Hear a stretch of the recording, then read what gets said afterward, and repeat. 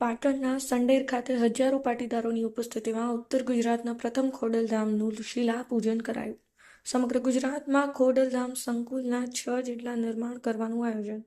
ઉત્તર ગુજરાતના પ્રથમ અને ગુજરાતમાં દ્વિતીય ખોડલ મંદિરનું મંગળવારે ભૂદેવોના વૈદિક મંત્રોચ્ચાર વચ્ચે 1008 યજમાન પરિવારો સહિત હજારોની સંખ્યામાં ઉપસ્થિત પાટીદાર સમાજ પરિવાર જનોની હાજરીમાં અને ખોડલધામ ટ્રસ્ટ ચેરમેન નરેશભાઈ પટેલના અધ્યક્ષપદે પાટણના સંડેર ખાતે 1008 શિલાઓની પૂજન વિધિ કરવામાં આવી હતી.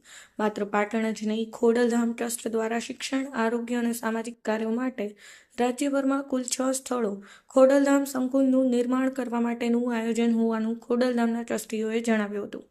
સૌરાષ્ટ્રના કાગવડ બાદ ઉત્તર ગુજરાતમાં પાટણના સંડેર ખાતે ખોડલધામ સંકુલના નિર્માણ માટે મંગળવારે આયોજિત શિલાન્યાસ વિધિ પ્રસંગે ઉપસ્થિત ખોડલધામના ટ્રસ્ટીઓએ જણાવ્યું હતું કે સંડેર ખાતે આકાર પામનાર ખોડલધામના નિર્માણ કાર્યની શરૂઆતમાં ખોડિયાર માતાનું મંદિર, ભોજનાલય, પાર્ટી પ્લોટ અને કાર્યાલયનું નિર્માણ કરવામાં આવશે તેવું જણાવ્યું હતું.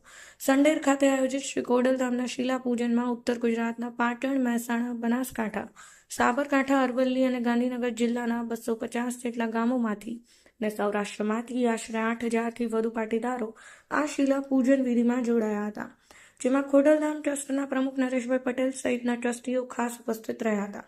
શિલાપૂજનના મુખ્ય યજમાન તરીકે સંડેરના ચંદ્રકાંતભાઈ પટેલ ₹11.11 લાખ અર્પણ કરી લાભ લીધો હતો, તો 4 યજમાનોએ ₹5.11 લાખ અને 999 યજમાનોએ ₹21,000 અર્પણ કરી શિલાન્યાસ વિધિનો લાભ લઈ કુલ ₹2,41,34,000નું દાન મંદિર માટે અર્પણ કરી ધન્યતા અનુભવી હતી. Bureau report, Patan news 24. Khodaldham ખાતે શિલાપૂજનનો કાર્યક્રમ છે. શું છે કાર્યક્રમ? ખોડલધામ ટ્રસ્ટ કાગવડ દ્વારા સમગ્ર ગુજરાતની અંદર ખોડલધામના 4 સંકુલો બનાવવાની વાત હતી. સૌથી પહેલાં ખોડલધામ સંકુલ સંડેર ખાતે આજે ભૂમિપૂજન થઈ રહ્યું છે. કાગવડ ખાતે જે સંકુલ બન્યું છે એના જેવું જ મંદિર, પણ એનાથી થોડું નાનું, અને મંદિરની સાથે સાથે ખેડૂતો માટે કૃષિ સંશોધન કેન્દ્ર, ભોજનાલય, સમાજના દીકરા દીકરીઓ માટે IAS, IPS જેવી સ્પર્ધાત્મક પરીક્ષાઓનું ટ્રેનિંગ સેન્ટર અને આ વિસ્તારના ખેલાડીઓને લાભ થાય એના માટે સુંદર જગ્યા સરકાર પાસેથી લઈ અને મેદાનો બનાવવાનું જે નરેશભાઈ પટેલનું સ્વપ્ન હતું એ સ્વપ્ન આજે પૂરું થયું છે અને શિલાન્યાસ વિધિ અત્યારે ચાલી રહી છે.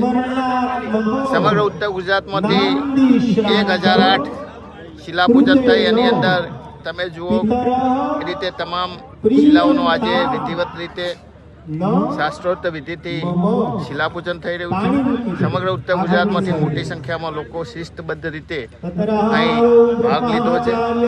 ખોડલધામના પ્રણેતા નરેશભાઈ, એના અમારા બીજા ટ્રસ્ટી, સ્થાનિક ટ્રસ્ટી નેહલભાઈ, નરેશભાઈ, SP પટેલ, આ તમામ અહીંયા ઉપસ્થિત છે.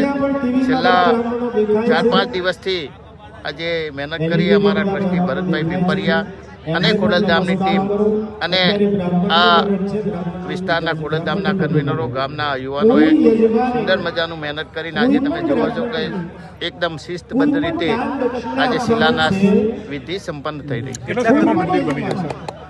1 થી 1.5 વર્ષની અંદર મંદિરનું નિર્માણ થઈ જાય છે એવું અમારું પ્લાનિંગ છે, પરંતુ કદાચ એનાથી પણ ઓછો સમય થાય અથવા વધુ થાય, પણ વધુમાં વધુ 1.5 કે 2 વર્ષની અંદર આખું પહેલા ફેઝનું જે કેમ્પસ છે, મંદિર, ભોજનાલય, પાર્ટી પ્લોટ અને ઓફિસ એ પૂરું થઈ જશે.